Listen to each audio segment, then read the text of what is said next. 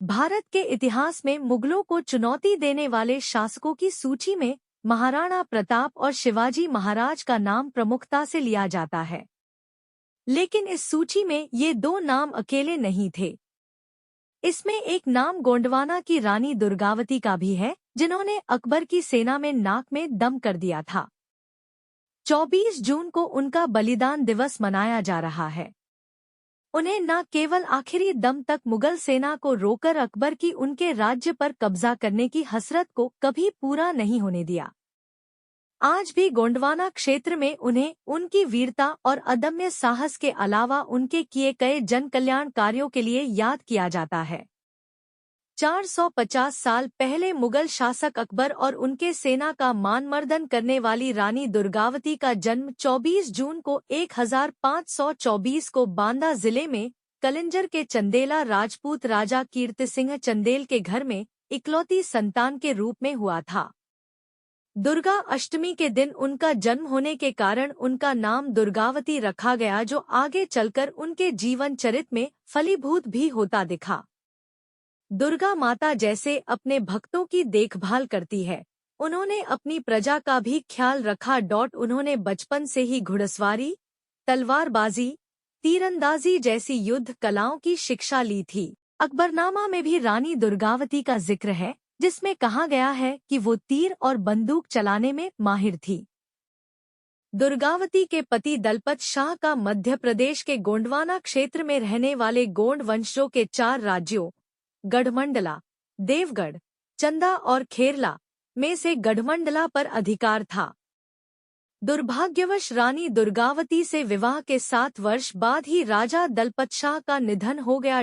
पति के निधन के समय दुर्गावती के पुत्र नारायण की उम्र मात्र 5 वर्ष की ही थी। इसलिए रानी ने स्वयं ही गढ़मंडला का शासन अपने हाथों में ले लिया। उनके राज्य का केंद्र वर्तमान जबलपुर था। रानी ने 16 साल तक इस क्षेत्र में शासन किया और एक कुशल प्रशासक की अपनी छवि निर्मित की। रानी का शासन से अधिक उनके पराक्रम और शौर्य के चर्चे ज्यादा थे। कहा जाता है कि कभी उन्हें कहीं शेर के दिखने की खबर होती थी, वे तुरंत शस्त्र उठाकर चल देती थी और जब तक उसे मार नहीं लेती, पानी भी नहीं पीती थी।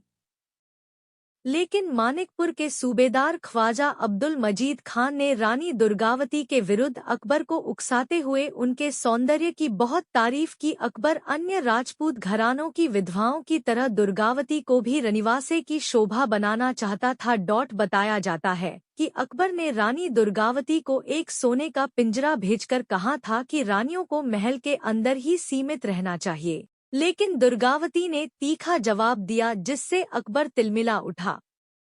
अकबर वैसे भी अपना साम्राज्य का दक्षिण में विस्तार कर ही रहा था और मालवा पर कब्जा कर चुका था। उसने गोंडवाना को भी अपने कब्जे में करने के लिए आसिफ खां को गोंडवाना में आक्रमण करने का आदेश दिया। अकबर की सेना द्वारा गोंडवाना में हमले के दौरान दुर्गावती ने अपने बेटे नारायण के साथ घोड़े में सवार होकर तलवार लेकर दुश्मनों पर हमला कर दिया।